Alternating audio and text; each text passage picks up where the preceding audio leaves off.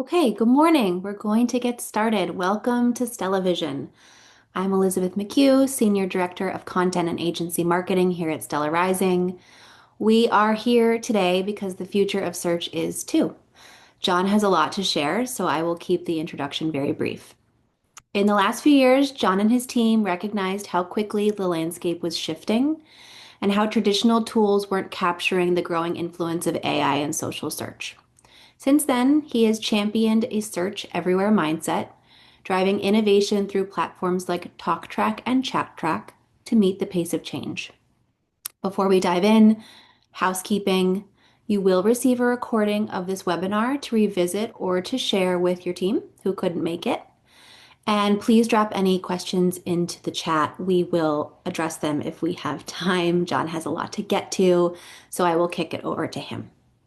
Awesome. Thank you so much, Elizabeth. We do have a lot to cover, so I'm going to dive right in. We're going to be covering off on a bit of the evolution of search.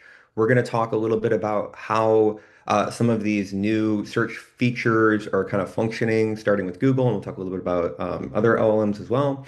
We're going to talk about traffic and something that's happening to a lot of sites out there in the marketplace that we're seeing. And then we're also going to look at really what that means from a measurement perspective and some of the solutions that we are offering to address this new future. And then also ways that you can get involved following today's conversation. So to kind of kick things off, there's been a real significant shift in what we're seeing from a search perspective. And the way that users are searching is very much evolving. And as part of that, we believe that SEO practices must adopt to address optimizing for search everywhere. So part of that is within Google's own evolution, we have AI only mode and AI overviews. Now with 13% and growing queries that are actually generating these AI answers at the top of search results, which is of course making a big impact for what we'll call zero click-through rates. A study by Ahrefs found significant drops when these are showing in search. And then when it comes to LLMs, we're seeing now about 20% of internet users on a monthly basis using ChatGPT.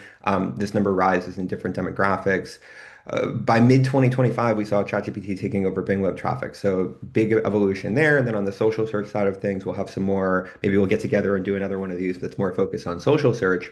But right now, we're seeing about 40% of Americans have used TikTok as a search engine, and that percentage grows in younger generations to 64%.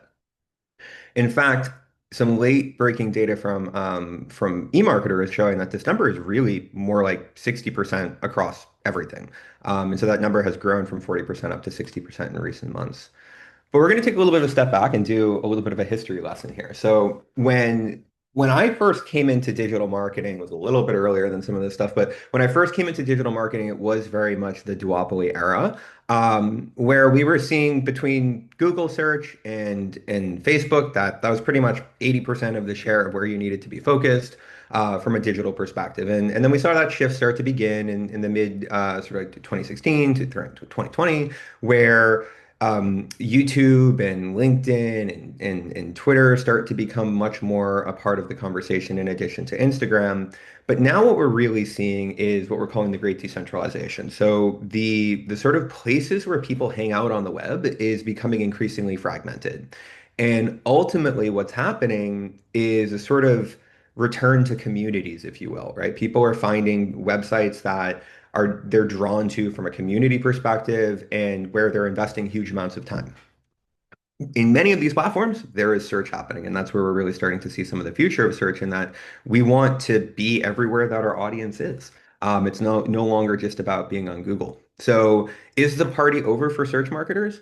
There's more SEO FUD right now than ever. I think the sort of like concept of SEO being dead is something that we're seeing in this case. I think like Newsweek or New York Times. I don't have that on the screen there. I think it was Newsweek. But the concept is that this is being spoken about in several mainstream publications. And reality is that no, it's not really dead because ultimately a lot of what's happening is there are people sort of leveraging this moment around the shift to sort of signal the death of traditional SEO and sort of the rise of GEO, which is definitely a trend that we're seeing. And of course, we are leaning into that. But I just want to emphasize that there is a lot of kind of FUD and misinformation out there about the importance of SEO. It is still very much foundational to everything that's happening within LLMs. Having a strong search presence on your site from, again, a traditional search perspective is critical to being sort of found and having authority to show up in all these other landscapes. So it is still very much important. But the reason that thinking about generative search matters is that ultimately, as much as the sort of underlying principles are the same, and that a lot of the sort of technical and on-page concepts are again the same between both generative search engine optimization and SEO traditionally, the results are not the same. And so because we actually only see, and this is the source from here is a profound study, we only see about 8 to 12% of the overlap or overlap within generative search results and Google search results. Meaning, when you do a search for something like best mascara for long lasting or best long lasting mascara, the brands that you're going to see mentioned within the top of Google are really only going to overlap to a certain extent within the search results that you're seeing in generative search. So this fundamental difference in how LLMs function really gives rise to a unique need for us to be addressing and looking at these search landscapes. Again, we sort of covered off on this before, but one of the things that I think is most compelling about the concept of sort of looking at ChatGPT in particular as a search engine is when you actually start to compare it to Bing, which is something that nobody questions as a search engine. It was back in 2023 that daily traffic for ChatGPT actually surpassed daily traffic for Bing. And in March 2025, ChatGPT actually had 60% more daily active users than Bing. And so this is a place where we're seeing huge activity in terms of users. And in terms of that activity, it's actually starting to make an impact, we believe, in Google's market share. The decentralization in general is, of course, we believe part of what's making a dent in Google's market share. But when you look at these two things trended on a chart, it's really kind of striking to see, for the first time in 2023 through 2025, we really start to see this significant sloping off, where in prior years there might be some variation, but in general, Google was growing its market share for much of the last decade. And so here again, we see that market share start to slip. And even as Google starts to fight back and release AI overviews, as they start to lean into AI even more with the announcement of AI only mode and their intention to give a fully AI search result landing page, it's clear that ChatGPT has some serious staying power, and it really hasn't slowed the daily adoption or monthly visits. This chart is indicating that sort of monthly users, 20% of all internet users, are going to ChatGPT on a monthly basis. So really significant numbers there. One of the reasons that it's important for us to look at this as marketers is actually the commercial opportunity. Yes, these are answer engines that often exist to sort of answer questions that are very much up at the top of the funnel. However, we are seeing users use these search engines, these LLMs, to basically guide product recommendation, to make purchase decisions, to go all the way in that sort of user journey from identification of a problem to presentation of a solution to selection of a particular brand and product solution to then actually clicking into that and going to the website and buying it. And that sort of user journey, as it used to exist in a traditional web search, might hit 4 or 5 different websites. It's all happening within one chat and is compressed from a timeline perspective. The result of that is higher conversion rates in many cases. So AI is actually proving itself to be a very high intent channel for some businesses. Actually, all businesses that are actually garnering good visibility. You won't see huge amounts of traffic coming over from ChatGPT or other LLMs, and we'll talk about that a little bit as we get into measuring and what we're seeing across some of our client portfolios, so that you get a sense of like what normal looks like for you. But the important thing to understand is that when you are surfaced for a more transactional answer, you have a much higher probability of actually garnering a conversion for that. So again, there's a reason for us to be thinking about going and getting these types of search results, wherein the actual tactical approach to getting them is a little bit different than what we might do for traditional search. Now, when we think about who we want to be focusing on, you've heard me talk a lot about ChatGPT. When you look out to share of AI search, ChatGPT really holds the lion's share of the US sort of generative chatbot market at 60%. And they're growing around 8% quarterly.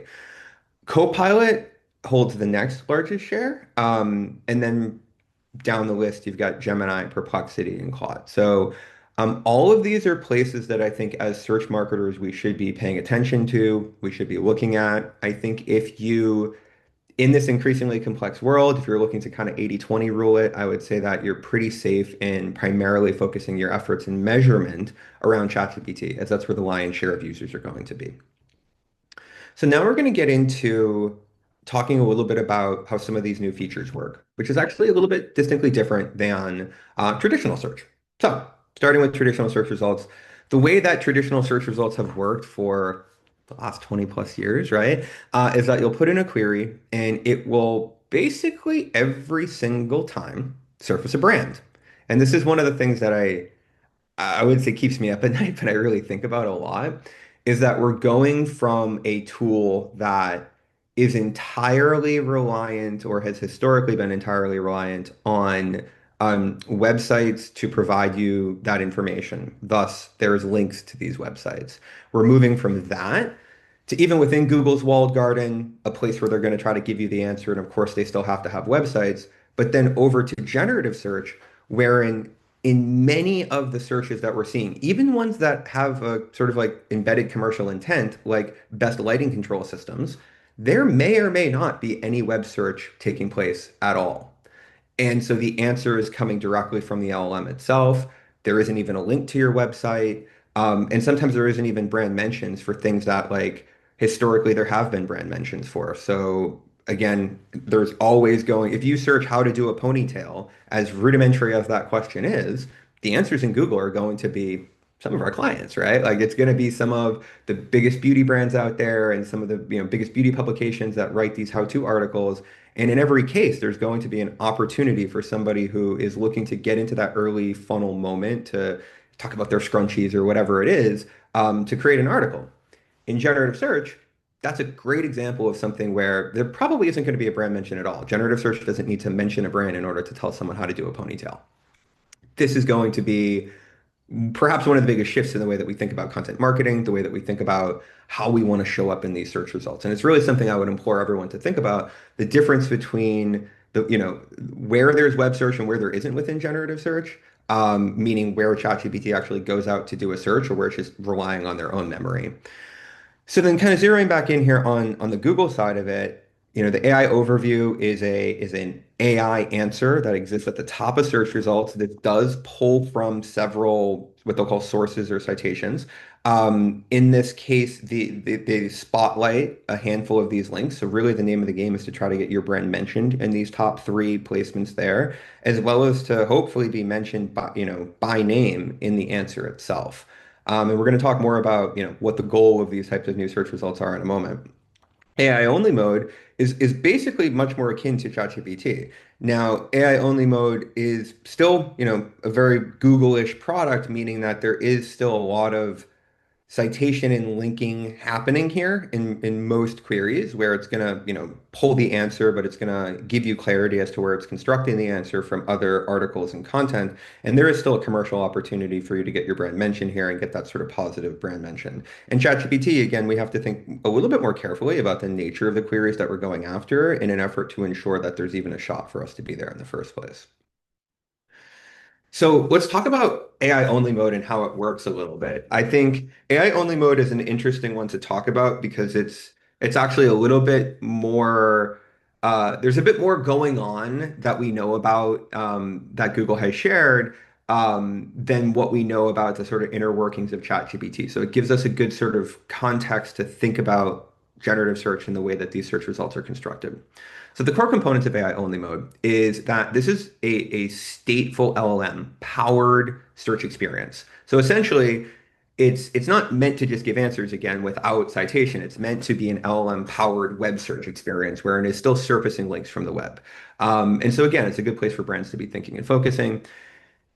The difference here is that traditional search treats every query independently, where AI mode uses persistent context, meaning that it remembers everything about your search history, it remembers everything about your interactions, it remembers everything about what you've asked and how you've then asked follow-up questions to sort of glean what types of next questions you might want to be asking.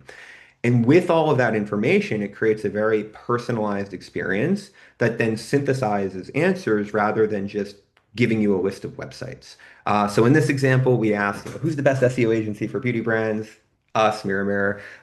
But this really comes about through us ensuring that we have the right content on our site that's going to speak back to that answer. And then ultimately, to some extent, I would argue, if I didn't do this in a private browsing window, the fact that I visit the Stellar Rising website is going to be a component of why that was presented as an answer in some cases.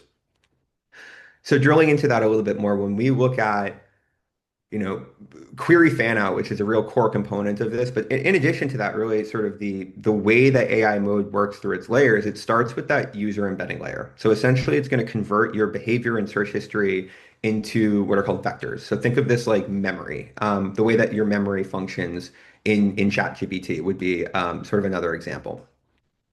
Um, so um, the user embedding converts your search history into this sort of memory concept. That is taken into consideration as you go in and you put in a query. So your query might be something like, could you list Bluetooth headphones with a comfortable over-ear design and long-lasting battery?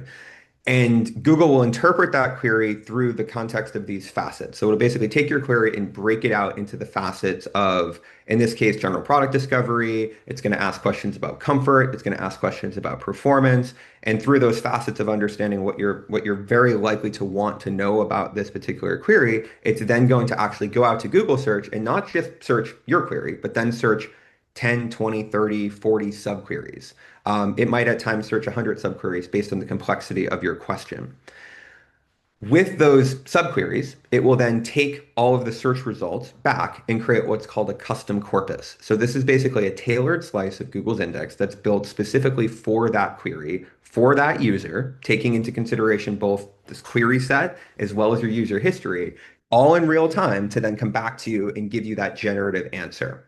Um, it's also using a series of specialized LLMs that apply basically like a panel of experts that applies different language models based on the query type. So it might be a question about shopping, it might be a question about how to do something, and as such, it's going to employ different specialized LLMs to help construct that answer for you. There's also this concept of reasoning chains, where the models build logic-driven steps between data sources and the answer. And so this is a bit of where the LLM is trying to not just understand what your question in that moment is, but what, based on these reasoning chains, your most likely next set of questions is. And that's indeed part of where it's trying to give you a very comprehensive answer.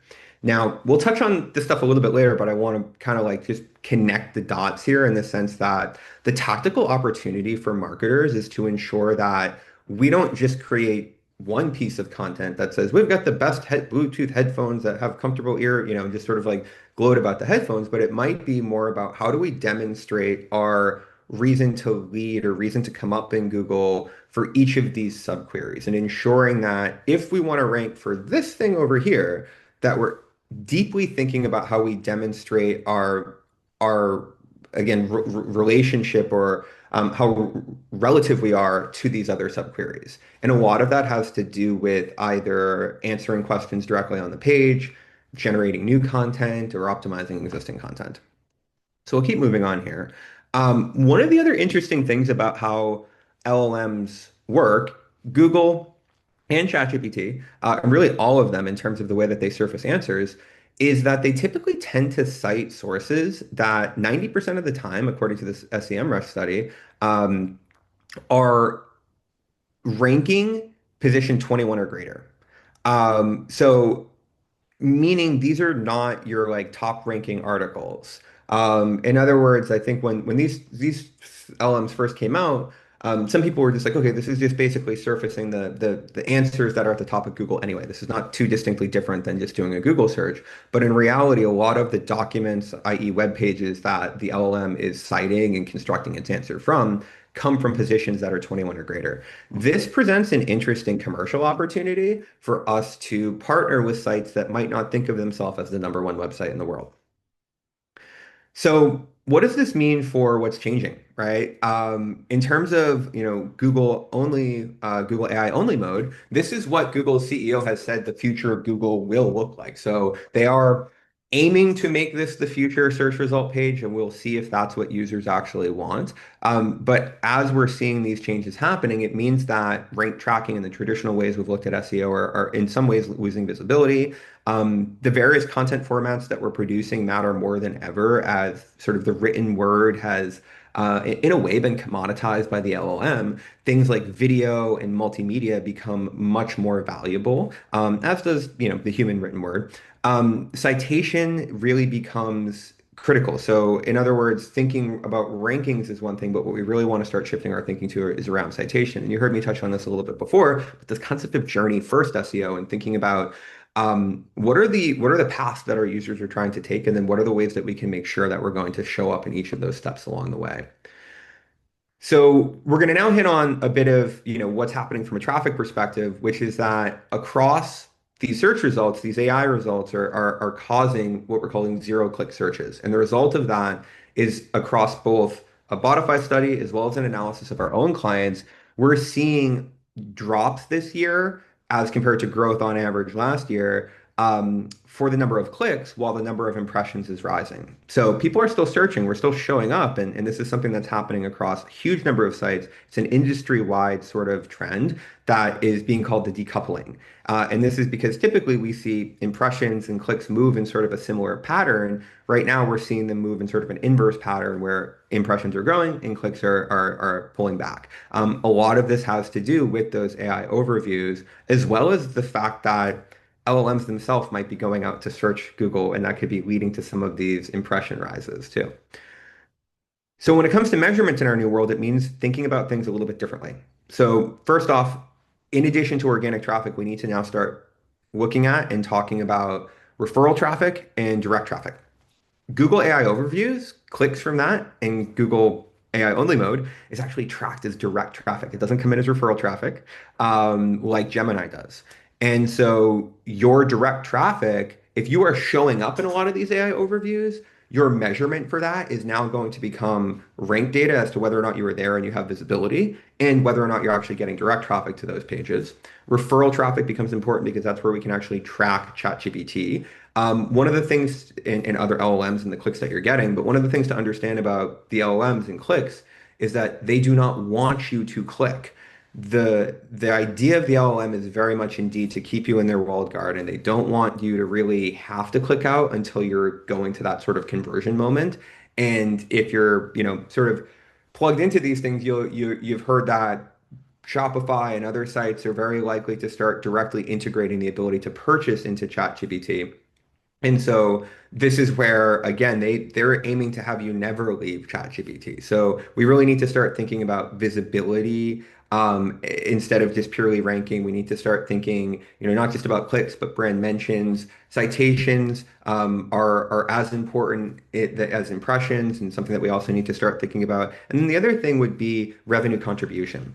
We're not always going to be able to directly measure this stuff in the way that we have been able to enjoy for the last 20 years. A lot of measurement around LLM visibility, social search visibility is going to start having to borrow from the book of brand marketing, in the sense that we're going to need to look at correlations. We're going to need to look at total revenue lift in relationship to other metrics, to really tell that full story. And the other component of this is within LLMs, we need to start looking at actually monitoring our presence. And so that's where we came out with ChatTrack. So ChatTrack enters the chat. ChatTrack is our Chat GPT visibility monitoring tool that we've launched as part of our innovation push, where you can now track your brand presence, domain mentions, sentiment, and salience, and citation sources.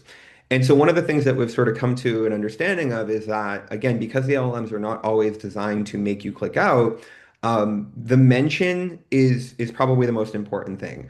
And then understanding whether or not we are salient within that answer, whether or not we're sort of the key part of that answer, we're the number one recommendation, or maybe we're a footnote. That's kind of the ranking metric that replaces the 1 through 10 on the Google search result page. We want to know, are we on the page? That's the brand presence. We want to know, is there a chance we're going to get a click? That's the domain presence. And we do see plenty of instances where the brand is mentioned, but the domain is not. And then, of course, the sentiment, we want to know whether or not they're saying nice stuff about us. Now, many LLMs are going to not like badmouth brands unless you really sort of like prompt them to. But we do see sort of like neutral sentiment as something that we want to try to address. We want to try to push all of those sentiment scores up into the higher sentiment scores. And the way that we do that is through our generative search engine optimization practice, which I'll talk about in a second. Um, again, the goal here is to really assess the quality of these answers. So we want to know that we are being basically positioned in a good light within these answers, and that is then likely to lead to other positive brand interaction down the line. So again, I sort of touched on this before, but as we're looking at this evolution, we of course wanted to come with some solutions. And so the first of which we've mentioned before on this was Talk Track, our solution for social search tracking.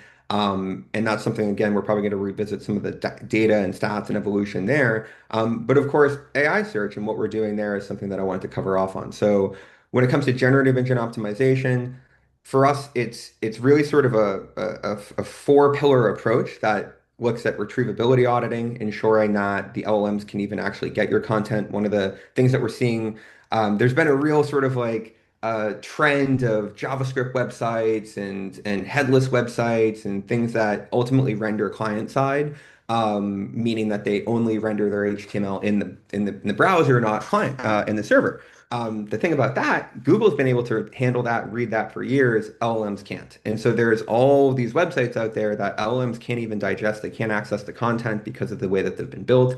And beyond that, there's just, elements of ensuring that they can get all of your content that's important. There's offsite signals that are, again, really key.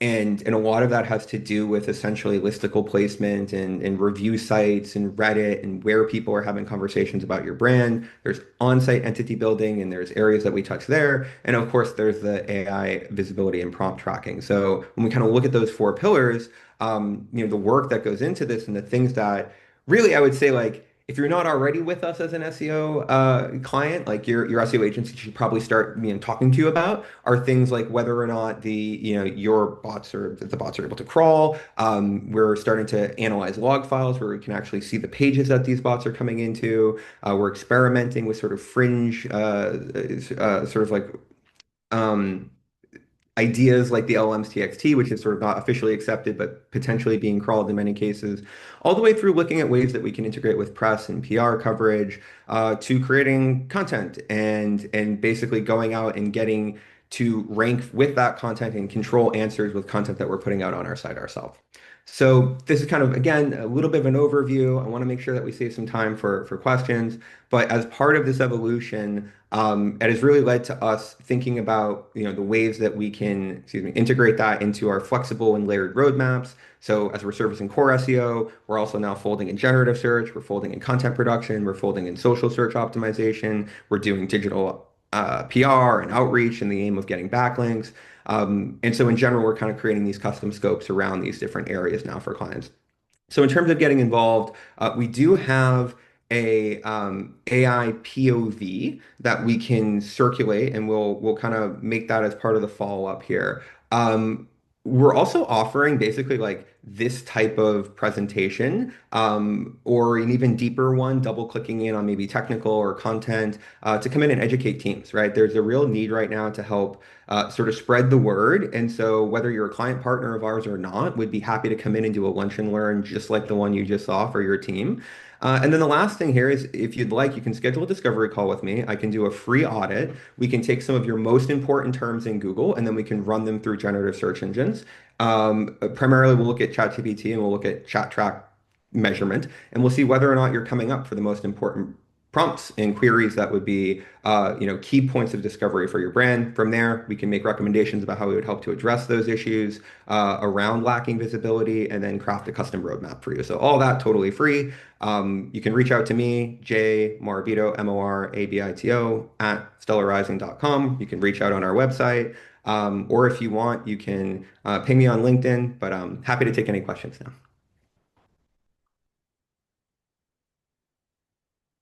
Oh, and thanks for sharing the email there in chat, Elizabeth. Yeah, of course. Yeah, in case no one saw it, I put John's email in the chat. You just heard him say you can reach out to him myriad ways, but his email is there if that's easy. We promised we'd be done in 30 minutes, but it's a big topic. So we have a couple questions. John, do you want to take them? Yeah, sure. Hey, Jeff, thanks for joining. So do you have to optimize separately for Claude, Perplexity, etc.? I would say that each of the so going back to that chart, right? We're not seeing a lot of search activity in Claude. I think Claude is something that fewer people are using in the first place, and then when they're using it, they're not primarily using it for activities that kind of map back to like web search replacement. However, I think it's fair to say that there's different things that are rewarded and looked for in each of these LLMs. There's something different about each of their system prompts and the way that they're going to come back with answers. And as such, if you think that your audience for some reason is going to be in disproportionate numbers on Perplexity, then you should be looking at that. And then the next question here is from Bob. Is there a difference in current information between ChatGPT versus specific AI search engines? So, Bob, is there any way you can elaborate? Are you kind of asking like, what would AI search engines be in this case? Like the Google AI overview, ChatGPT versus Google AI, or happy to take a crack at it if you could maybe elaborate. Perplexity or Google? Okay, yeah, sure. So So in the case of, let's say, both of those are going to surface, again, different results and different answers depending on the query. And in the case of Perplexity, that is one that, we do see some opportunity around uniquely optimizing for. The information that they're putting out is again, it's going to be different based on where you're searching. Another question came in through the Q&A.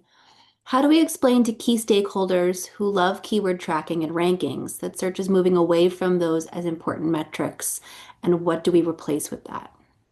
I know you touched on this, but maybe just double. Yeah, no, I mean, Not easy. prompt measurement, right? So I think keywords were always a bit of a problematic point of measurement in the first place because of the reality of one page could rank for 1,000 keywords, and the traffic that you accrue to a given page might be comprised of 10, 20, 30, 50 keywords. And then, these same stakeholders that you're probably talking about might be like really focused on like one keyword and they see that move up and down, and it's problematic in terms of their perception of the program.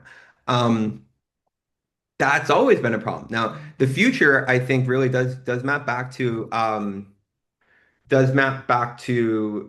the sorry, one second.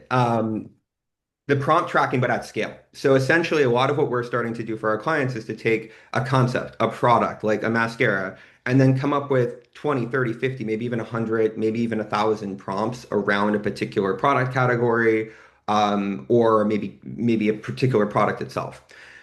Tracking and measuring those at scale and saying, within this landscape, we have this percentage of visibility, or for these prompts, this is where we have strong sentiment, strong visibility, but doing it more of an aggregate context is a bit of where we see the future of measurement.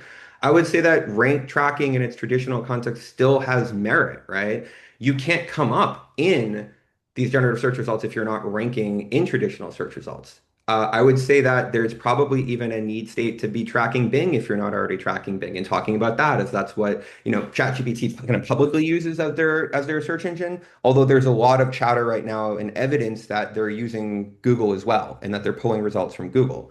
And so I would say don't entirely move away from rank tracking, but I do think that, if you're not looking at rank tracking in the context of granularly looking at SERP features and saying, okay, we're in the AI overview or we're not in the AI overview, that number one ranking that's 15 positions down the page below an AI overview, below 3 ads, might not be the same 33% click-through rate that it was 10 years ago when there was nothing else on the page. And so I think you still need to talk about it in the context of SERP. So not that the rank tracking entirely goes away, as long as traditional web search is still there. But then I think as we talk about generative search landscapes purely, it's prompt tracking at scale.